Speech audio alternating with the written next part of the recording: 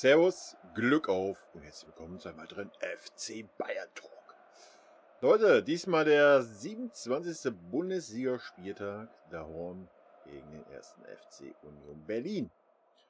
4:0 gewonnen, klares Ergebnis.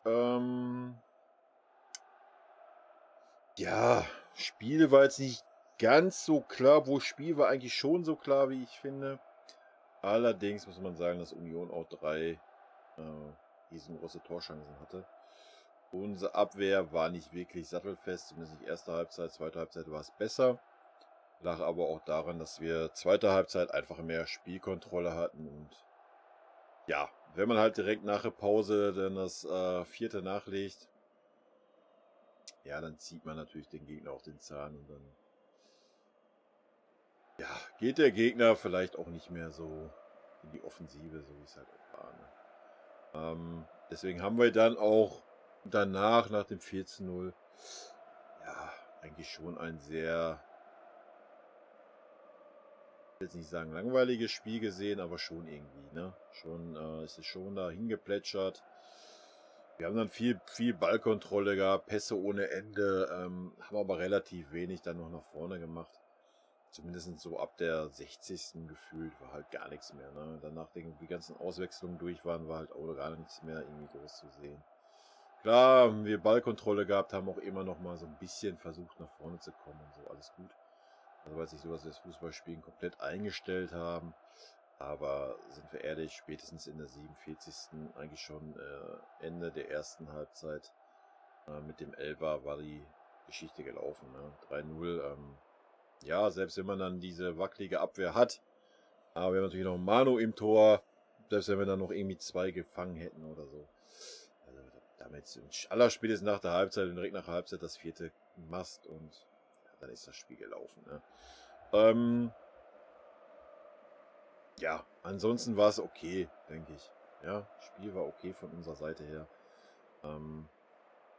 Nach vorne hin war es sehr, sehr stark, sehr, sehr gut, teilweise sehr schöne Kombinationen. Musala, der überragende Mann für mich auf dem Feld.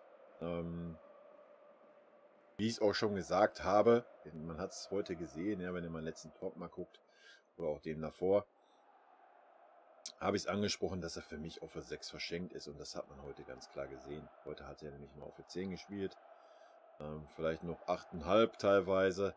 Da hat man einfach seine Stärken gesehen. Ja? Union hat schon versucht, die Mitte auch dicht zu machen, aber es war kein Problem für ihn, da mal 2, 3 Gegner mit einer Körpertäuschung, eine gute Annahme auszutanzen. Ansonsten eine schöne Kombination, schöne, viele Aktionen nach vorne gehabt, aber auch sehr, sehr stark nach hinten. Ne? 2, 3 Mal wirklich gut die Bälle nach hinten auch weggearbeitet, auch Zweikämpfe angenommen, Zweikämpfe gewonnen.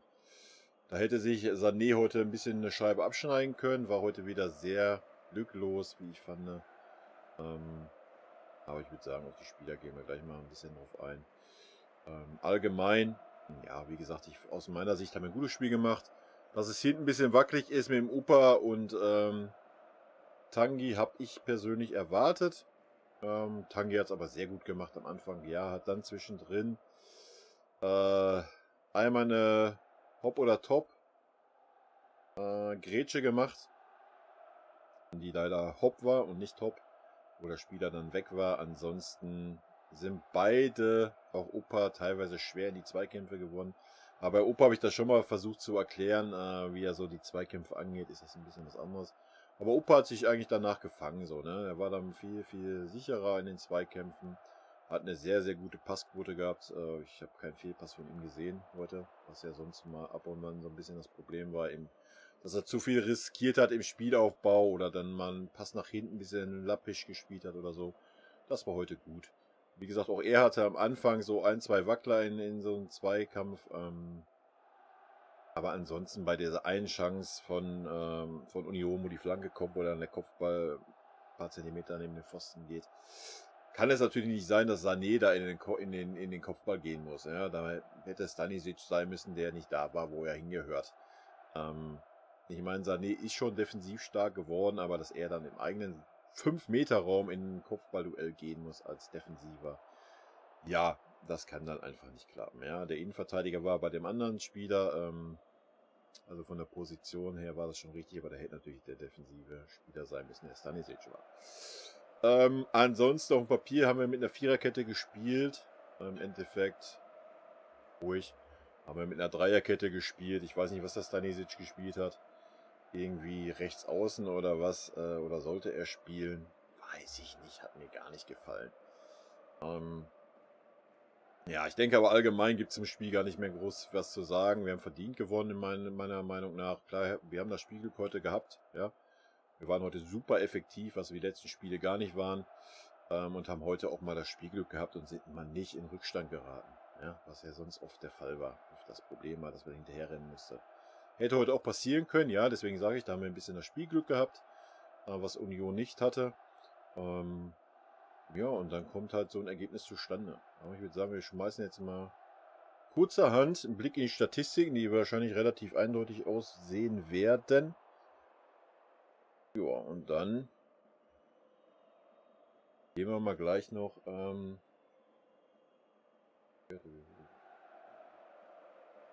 auf die Spiele ein. Ballbesitz 71:29, Abseitsstellung 0:0, Fouls 8:7, Zweikämpfe 50:50. Da sieht man, dass Union ganz gut dagegen gehalten hat. Schüsse aufs Tor 6:5. Ja, sieht man das auch. Schüsse insgesamt 16:10. Ecken 3:2. Ja, angekommene Pässe 680, was mega viel ist. Wir haben sonst schon immer viel, das ist aber schon echt viel. Und 220 und Flanken 9:11.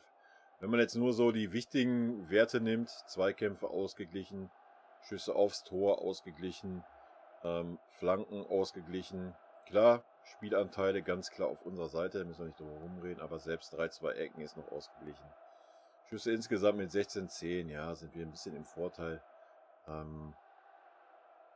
Also sieht man schon, dass von den Statistiken das schon auf Augenhöhe war.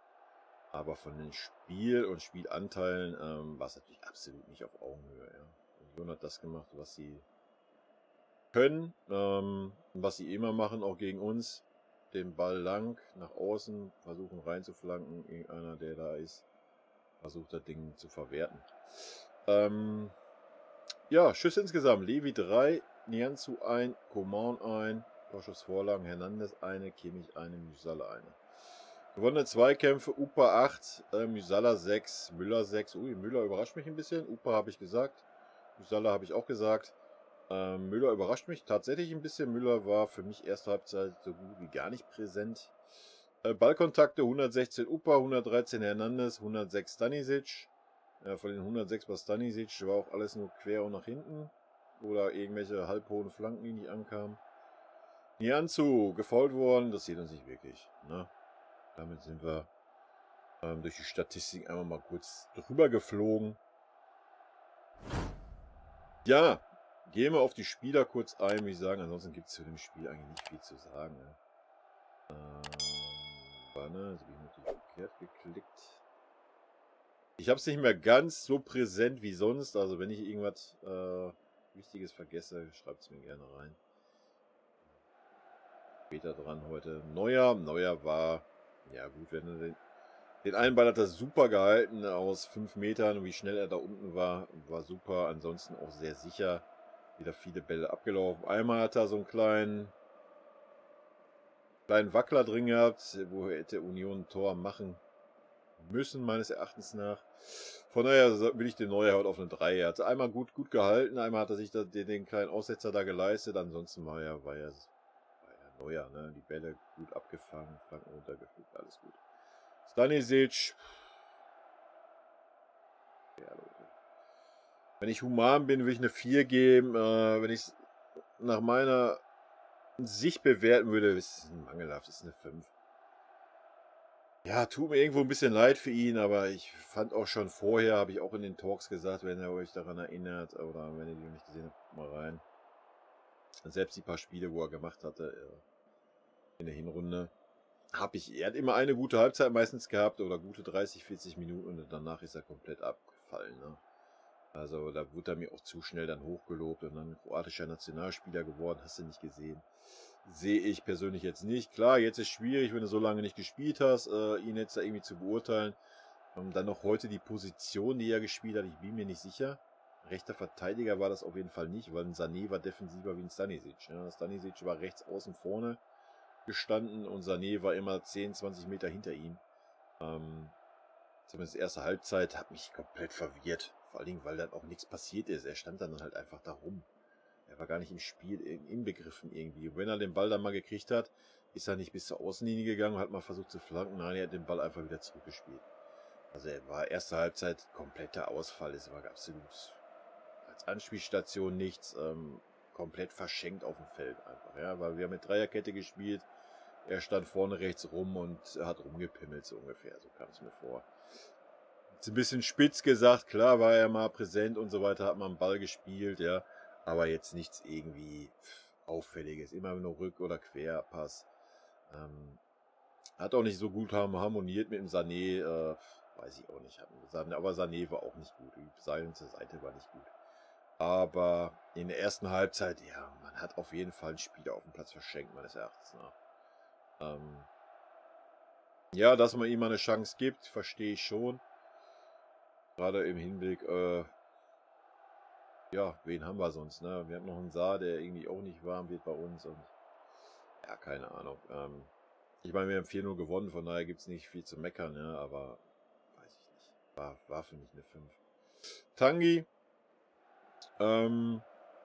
Tanguy finde ich, hat es gut gemacht. Ja? Dafür, dass er immer so auf ihn draufgehauen wurde, wenn er mal gespielt hat. Hat heute auch wieder, sag ich ja, eine Hoppe- oder Top-Situation, die war nicht gut. Ansonsten auch in zwei Zweikämpfen, wo ich mich erinnere, erste Halbzeit war er auch nicht gut. Aber ansonsten fand ich, hat das gut gemacht. Tor hat er gut gemacht, klar, kam er frei zu Kopfball, muss er machen.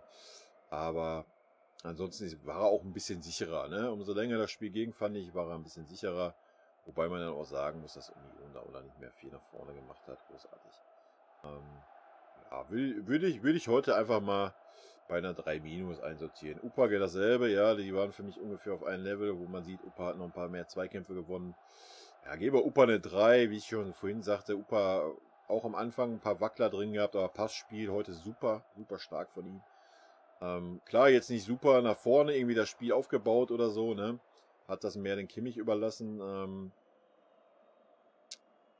was aber okay ist, ja, was okay ist. Das muss nicht immer alles da, gerade wenn man in so einer Formkrise irgendwie ein bisschen steckt, wie er steckte, oder steckt, keine Ahnung, wie man das sehen möchte. Wie gesagt, war am Anfang auch ein bisschen Probleme gehabt mit 1, 2 Zweikämpfen, aber danach bärenstark, was Zweikämpfe angeht. Ja, will ich eine 3 sagen. Hernandez war wieder Hernandez heute. Hat mir sehr gut gefallen. Ich bewerte ihn immer mehr als Innenverteidiger wie als linker Außenverteidiger. Ja, er ist nicht der linke Außenverteidiger, der die Linie hochläuft wie ein Alphonso Davies oder sowas. Von daher habe ich ihn gut gesehen, war stabil. Ja, überlege ich gerade. Aber alle Flanken, die ich gesehen habe von Union, die gefährlich wurden, kamen eigentlich über die andere Seite. Über die Seite von Tanguy. Ja, ich würde ihm auch bei einer guten 3 einsortieren. Das heute. Kimmich hat das Spiel heute zumindest versucht zu leiten. War auch wieder sehr defensiv heute, was aber okay war beim Musiala. Wir haben heute nicht wirklich mit einer 8 gespielt gefühlt. Und wenn, dann war es eher der Müller, der sich mal hat fallen lassen, oder der Sané. Ja, Musiala war ab und wann auch mal auf der 8, aber hat eigentlich heute einen klaren 10er für mich gespielt. Kimmich würde ich auch eine 3 geben. Das war jetzt heute nicht super brillant, war eine souveräne Leistung, hat die Bälle gut verteilt. War aber jetzt auch nicht so gefordert da auf dieser Position heute irgendwie, finde ich. Ja, ich sehe ihn bei einer 3. Musiala habe ich schon gesagt, für mich der beste Spieler auf dem Platz heute. Ganz klar eine 2. Ja, war der auffälligste. Alles, was nach vorne ging, was durch die Mitte ging über ihn. War super quicklich, hat die Pässe auch dann gut gespielt. Hat gut vorbereitet, hat aber auch da gleichzeitig gut nach hinten gearbeitet. Und hat die Zweikämpfe angenommen, hat sie auch gewonnen. Hat mir sehr, sehr gut gefallen. Müller hat mir gar nicht gefallen, erste Halbzeit. Ja, das Einzige, was ich von Müller in Erinnerung habe, ist ihn hier. Wo er irgendwas anzeigt, der coachende Spieler. Aber ansonsten ist Müller nicht wirklich in Erscheinung getreten. Ich weiß, ja, wie gesagt, ich hatte auch mehr das Gefühl, dass Musiala heute so mehr auf seiner Pose gespielt hat. Ja, dann war Müller öfters mal auf der rechten Seite ausgewichen und so. Das ist auch nicht Müllers Position. Schwierig, weiß ich nicht. Weiß nicht, welche Position Müller heute gespielt hat, sage ich auch ganz ehrlich. Gefühlt war das zwischen 6, 8 und 10. Unten rechts außen. Also er war überall heute irgendwie. War aber auch mal ein, zwei Mal gut in der Defensive mit dabei. Also war jetzt nicht so, dass er mega schlecht war oder sowas, aber für seine Verhältnisse war er ziemlich unauffällig. Ja, ich würde ihn bei einer schlechten 3 sehen. King hat eine super erste Halbzeit gespielt. Zweite Halbzeit war das gar nichts mehr von ihm. Aber erste Halbzeit war natürlich super. Das Tor, klar, sah der Luto schlecht aus, aber muss man auch sagen, war auch super geschossen. Super mit viel Speed. Ne? Luto hat es sehr spät gesehen. Ja, sah schlecht aus, aber ja, schwierig, das Ding zu halten. Ne? Der kam, wie gesagt, er hat es spät gesehen und mit so viel Wucht kam der an, war gut geschossen. Ansonsten hat King auch wieder ein super Spiel gemacht. Ne? Er war über die linke Seite super aktiv. Alles, was wir auf der rechten Seite nicht hatten, hatten wir auf der linken Seite. Muss man mal ganz klar so sagen. Sané, also King würde ich auch eine 2 geben. Obwohl ich Musiala einen Tacken stärker gesehen habe. Gerade auch über die Distanz. Ne? Sané super unglücklich, erste Halbzeit. Ja, dann war es die Szene da, wo Levi ihn den Ball vom Fuß quasi nimmt. Das war ein bisschen Arschloch-Levi. Ich würde jetzt sagen, der Levi hat ihn nicht gesehen. Das glaube ich aber nicht. Aber ich weiß es nicht, wer hat da nicht gesehen. Ist am Ende des Tages beim 4-0 auch egal, aber da kann ich schon den Frust ein bisschen verstehen. Ja, ansonsten hat er gerade wieder so ein bisschen so das Pech. Hast du Scheiße am Schuh, hast du Scheiße am Schuh. Ne? So nach dem Motto. Aber wieder viele am Anfang wieder so viele technische Fehler, Ball annehmen, Ball zu weit weggesprungen, so wie es der Gnabry auch mal eine Zeit lang hatte. Ist für mich immer so ein Zeichen, dass der Spieler nicht ganz fit ist oder mit dem Kopf nicht ganz bei der Sache ist. Und ich denke, das hat man auch ein bisschen in seinem Spiel gesehen. Ja, klar hat er wieder auch gut mit nach hinten gearbeitet. Ja, aber nach vorne über die rechte Seite war es gar nichts in der ersten Halbzeit. Das muss man mal ganz klar so sagen. Wo King dann draußen war, wo er dann über links kam, ja, hat er nochmal ein, zwei Szenen gehabt, und dann war auch schon der Gnabry da und weiß ich nicht. Oh, ich tue mich schwer, ihn heute zu benoten. 3 minus. Ja, er war jetzt nicht super schlecht, aber war auch nicht wirklich gut, was die Offensive anbelangt. Da nun mal offensiver Spieler ist, denke ich, ist er mit einer 3 minus gut bedacht. Levi, ja, Levi hat 2 Hütten gemacht. Elfer ganz souverän gemacht, das zweite Ding. Super Kombination über Müller, Musiala. Schönes Tor. Da brauchte er dann nicht mehr viel machen, außer Dinge reinzuschieben. Aber ja, hat auch sonst viel versucht, immer mal Lücken zu reißen für Müller oder für Musiala, was nicht immer so gut geklappt hat.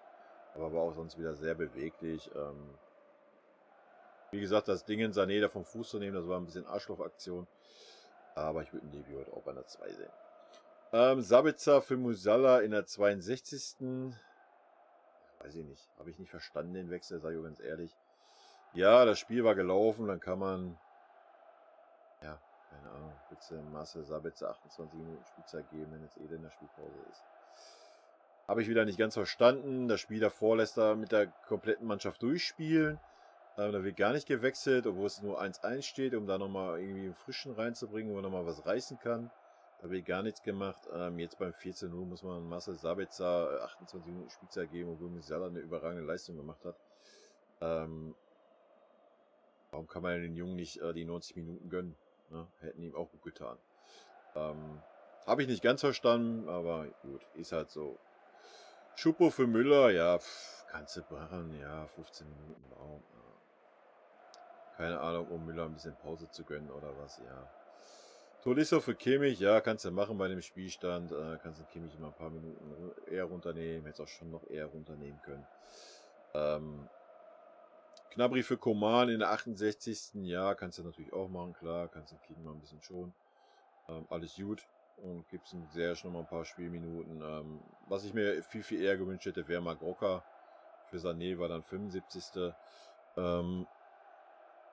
Für mich war Rocker wieder der auffälligste von denen. Ja, neben Gnabry hat auch ein paar Szenen. Also Sabitzer, ja, war unauffällig gespielt.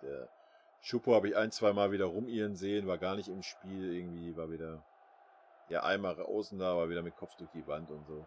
Aber ist natürlich auch schwierig für ihn, wenn er da so reingeschmissen wird, 15 Minuten. Ne?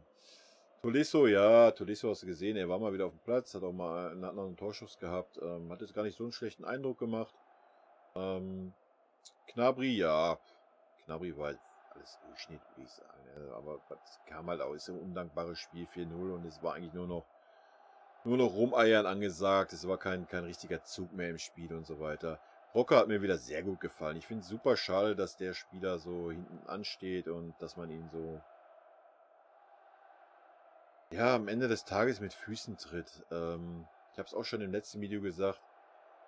Warum stellt man nicht, wenn man wirklich mit 2 Sechsern spielen möchte, warum stellt man Rocker dann nicht neben Kimmich? Ne? Ist definitiv der bessere Sechser als Musiala. Nichts gegen Musiala. Da ist aber einfach auf der 6 verschenkt, ja. Und von der Ballsicherheit und ich würde sogar sagen, Passspiel hat da Musiala sogar noch was voraus und von der Ballsicherheit ist er auf ein Level, ja. Den kannst du auch immer anspielen, wenn er mit 3 Mann umzingelt ist. Macht dem gar nichts. Und ich hätte mir auch gewünscht, dass man ihm einfach mal die Chance gibt und meinetwegen auch, wenn man nur mit 1 Sechser spielen will, dann stell ihn doch mal auf die 6 und stell den Kimmich auf die 8. Ja, warum denn nicht? Aber er kriegt halt gar nicht erst die Chance. Ja, und ich persönlich verstehe nicht warum. Weil er hat immer, wenn er reinkam oder auch wenn er mal von Anfang an gespielt hat, was super selten war, er hat nicht ein schlechtes Spiel gemacht. Nicht einen super groben Schnitzer oder sowas. War immer anspielbar, war immer sicher am Ball, hat immer ein souveränes, ein sicheres Passspiel. Und natürlich nicht nur um die Pässe quer, ja. Er hat auch ein sehr sicheres Passspiel, um die Pässe nach vorne zu spielen. Ja, verstehe ich nicht, weiß ich nicht. Finde ich sehr, sehr schade. Ich denke, das ist ein Spieler mit sehr, sehr viel Potenzial. Wenn er einfach mal seine 10 Spiele am Stück kriegen würde, denke ich, würden wir ihn mal richtig sehen. Ja, finde ich sehr, sehr schade. Ja, vielleicht hat er defensiv noch nicht so die Stärken, wie jetzt so ein Kimmich hat vielleicht. Aber ich denke, die beiden auf 6 und 8, ich meine, Goretzka war lange nicht da, Tolisso war nicht da. Fand ich super schade, dass man ihm da nicht die Chance gegeben hat. Habe ich auch, wenn ich ehrlich bin, nicht wirklich verstanden. Finde ich sehr, sehr schade. Klar, sagt man, ja, ich muss den Jamal auch die Spielzeit geben. Alles gut, hat er auch verdient, gar keine Frage. Aber man muss ja dann nicht immer mit einem Sané, Gnabry und Coman spielen, ja, so wie es die letzten Spiele war, außer heute. Also hätte man auch mit einer Doppel-6 mit Rocker und Kimmich spielen können, die letzten Spiele. Und mit dem Jamal auf der 10 oder neben Müller. Oder auch mal für Müller, wenn Müller mal nicht so gut drauf ist oder sowas. Ich denke, da wäre auf jeden Fall irgendwas anders gelaufen. Ja, ich finde es sehr schade. Mein Plädoyer hier für Marc Rocker. Wahrscheinlich wird er nach dieser Saison gehen, was ich sehr schade finde. Wie gesagt, für mich hat er immer einen guten Eindruck gemacht. Immer sympathisch und hat auch ein sicheres Spiel. Also ich finde es sehr schade, dass man ihn so untergehen lässt. Aber generell lässt man viele Spieler außen vor. Ne? Der Nagelsmann. Ich weiß nicht, warum wir immer mit den 11 gleichen da auflaufen müssen. Gerade wenn einige Spieler verletzt sind, Corona-bedingt ausfallen oder sonst was. Finde ich sehr, sehr schade. Aber gut, steckst du nicht drinne. Ja. Ich weiß nicht, ob man ihn verleiht, aber ich denke, verleihen wird man ihn nicht, wenn, dann wird man verkaufen. Ich weiß auch gar nicht, wie lange er noch Vertrag hat. Wie gesagt, ich finde es sehr, sehr schade. Aber gut, so ist es. So, 24 Minuten euch Content abgequatscht. Ja, ich bedanke mich fürs Zusehen. Wenn ihr irgendwas anders seht, ihr kennt das, haut gerne in die Kommentare. Wenn ihr irgendwie noch eine Meinung habt, könnt ihr gerne mal reinschreiben, was ihr von Marc Rocker haltet. Wie gesagt, ich finde es sehr schade, dass er so außen vor ist irgendwie. Für mich hat er kein schlechtes Spiel gemacht. Also bei allen Einsätzen, die er hatte. Und auch bei seinen Kurzeinsätzen, die er hat, ist er meistens der auffälligste Spieler. Ja. Ist immer gleich sofort mit eingebunden im Spiel, verteilt die Bälle und so weiter. Ich finde es schade. Gut. Leute, rot-weiße Grüße gehen raus, bleibt gesund. Und jetzt lass mich mal eben noch kurz gucken. Wir hören uns ja jetzt erstmal nicht. Wir hören uns ja erst wieder am 2.4. zum Spiel in Freiburg. Uiuiuiui. In Freiburg haben wir uns immer schwer getan, die letzten Spiele. Ja, dann geht es aber auch Schlag auf Schlag. 2.4. in Freiburg, 6.4. in Villarreal, Champions League. 9.4. zu Hause gegen Augsburg, haben uns auch immer schwer getan, warum auch immer. Und dann 12.4. Rückspiel zu Hause gegen Villarreal. Ja. Und dann 17.4. in Bielefeld. Das sieht doch gut aus. Alle 3 bis 4 Tage ein Spiel. Ich bin sehr gespannt. Dann haben wir eine Woche Pause bis zum Spiel. Nee, stimmt gar nicht. Ja, je nachdem, wie es terminiert wird. Bis zum Spiel gegen Dortmund. Ja, auf die Bundesliga vielleicht nochmal kurz eingegangen. 4 Punkte Vorsprung. Dortmund spielt morgen. Ich weiß noch nicht, wie sie spielen werden in Köln. Ich gehe davon aus, dass Dortmund 4-1 gewinnt. Oder, also Dortmund wird entweder klar gewinnen, oder die Kölner werden das Ding machen oder irgendwie so ein Unentschieden. Aber wenn die Dortmunder gewinnen, gehe ich davon aus, dass sie klar gewinnen werden. Ich bin sehr gespannt. Ja. Könnte dann vielleicht nochmal knisterig werden, wenn wir bis zum Spiel... Ja, Freiburg könnte nochmal Knackpunkt werden. Wenn wir da unentschieden spielen sollten, Dortmund gewinnt weiter, ja, dann sind es ja noch 2 Punkte. Dann wäre das Spiel in Dortmund, also wir spielen in München, das ist schon mal gut. Dann wäre das Spiel natürlich ein heißes Eisen, ne? Dann hätten wir noch in Mainz, zu Hause gegen Stuttgart und in Wolfsburg. Naja, warten wir mal ab. Wer weiß, vielleicht ist aber auch schon wieder morgen alles Geschichte, wenn die Kölner gewinnen sollten, dann sind es 7 Punkte und dann ist das Ding durch, würde ich behaupten. Habe ich aber schon mal behauptet, also von daher weiß man bei unserer Mannschaft im Moment ja auch nie. Ein Thema habe ich noch. Guck mal, ich habe mich schon verabschiedet. Ein Thema habe ich noch. Stimmung im Stadion. Was war da gesagt? 35.000, 37.000? Es war null Stimmung. Wirklich null. Es war beschämend. Beschämend, vom Fernseher zu sitzen und zu wissen, dass man ein Bayern-Fan ist. Es war einfach beschämend. Unioner haben super Stimmung gemacht, aber kenne ich nicht anders von Union. Ich war auch mal bei 1, 2 Union-Spielen auswärts in der Union-Kurve. Ich kenne das. Aber es war null. Wirklich absolut null. Wenn keine Ultras im Stadion sind, ist das ein Trauerspiel, ganz ehrlich. Obwohl genug Fanclubs da hinfahren, es passiert einfach gar nichts. Ja, für einen, der aus dem Ruhrpott kommt, ist das ein absolutes Trauerspiel. Da haben wir, wenn wir, keine Ahnung, hier in die Westfalenliga Fußball gucken gehen, ist da mehr Stimmung wie da in unserem Stadion war. Das ist sehr, sehr, sehr, sehr traurig. Ich bin sehr gespannt, aber bis zum Rückspiel gegen Villarreal, ja, vielleicht dürfen wir da wieder alle Fans rein ins Stadion. Ja, wir werden sehen. Naja, gut, Leute, das soll es auf jeden Fall jetzt wirklich gewesen sein. Rot-weiße Grüße gehen raus, bleibt gesund, haut rein. Bis zum nächsten Spiel. Tschüss.